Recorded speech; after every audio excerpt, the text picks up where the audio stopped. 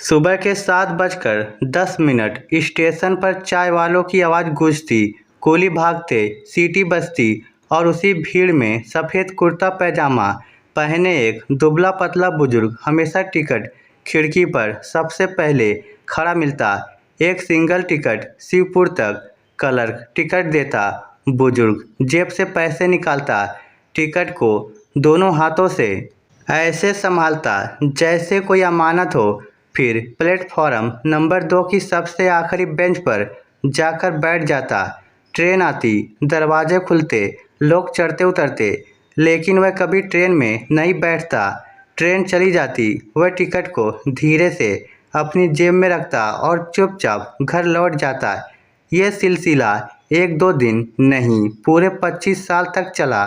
Station के हर कर्मचारी ने उसे देखा था। लोग मजाक उड़ाते, लगता है बाबा का दिमाग चल गया है। कोई कहता, इतने पैसों में महीने भर का राशन आ जाए। लेकिन उसने कभी किसी को जवाब नहीं दिया।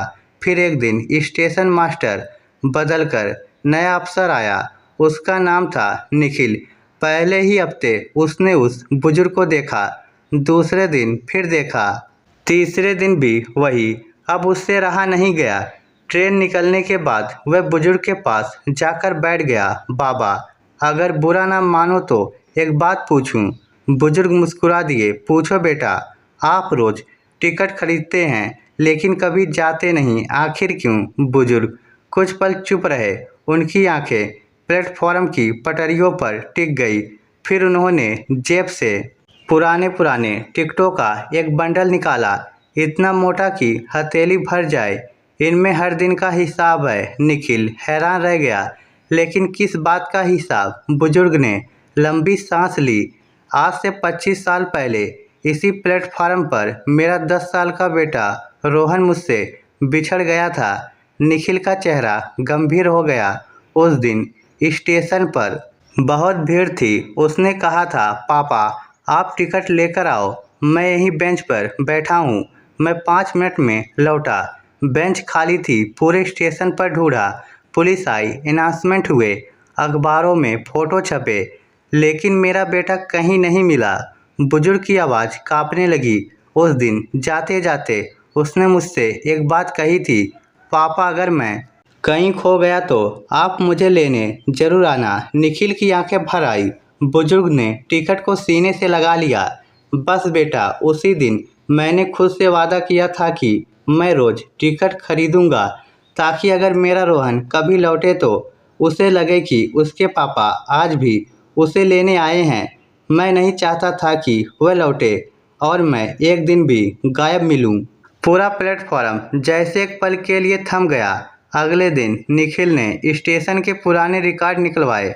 धूल से भरी फाइलें, पीले पड़ चुके कागज, एक गुमशुदगी की रिपोर्ट, एक धुंधली तस्वीर और नीचे लिखा था रोहन, उम्र 10 वर्ष। निखिल ने उस तस्वीर की कॉपी सोशल मीडिया पर डाल दी। उसे खुद भी उम्मीद नहीं थी कि कुछ होगा। लेकिन 3 दिन बाद स्टेशन के कंट्रोल रूम में एक फ़ोन आया। क्या उस बच्चे के पिता अभी जिंदा हैं? फ़ोन करने वाला आदमी खुद 55 साल का था। ये फ़ोटो वाला बच्चा मेरे यहाँ है, लीजिए बात कीजिए।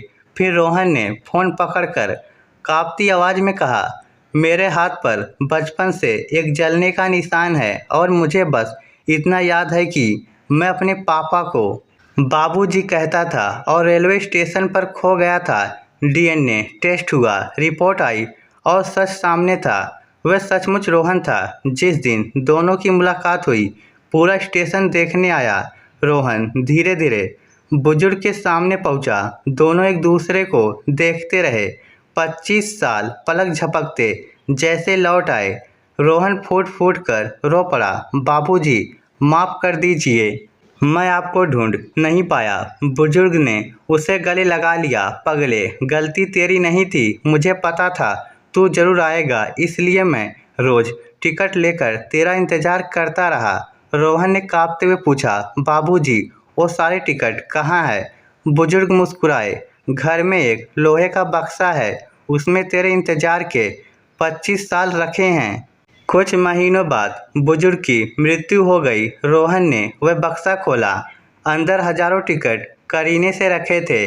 सबसे ऊपर एक चिट्ठी थी, उस पर लिखा था, अगर ये चिट्ठी तू पढ़ रहा है तो समझ गया कि तू लौट आया। अब मुझे कोई अफसोस नहीं बेटा। मैंने टिकट कभी सफ़र के लिए नहीं खरीदे, मैंने उन्हें उम्मीदों को जिंदा रखने के लिए खरीदा था। याद रखना, दुनिया में सबसे लंबा सफ़र रेल का नहीं, किसी अपने का इंतज़ार होता है। उस दिन रोहन ने उन सभी टिकटों को अपने पिता की चिता में नहीं जलाया, बल्कि स्टेशन पर एक कांच के फ्रेम में लगवा दिया। नीचे सिर्फ एक पंक्ति लिखी थी, कुछ लोग मंजिल तक पहुंचने के लिए टिकट खरीदते हैं और कुछ लोग अपने रिश्तों को जिंदा रखने के लिए। उस फ्रेम के सामने से गुजरने वाला लगभग हर मुसाफिर कुछ पल के लिए रुकता और बिना जाने अपनी आंखें पोंछकर आगे बढ़ जाता। इस स्टोरी को लेकर आपकी क्या राय है, नीचे कमेंट करके हमें ज़रूर बताइएगा। धन्यवाद।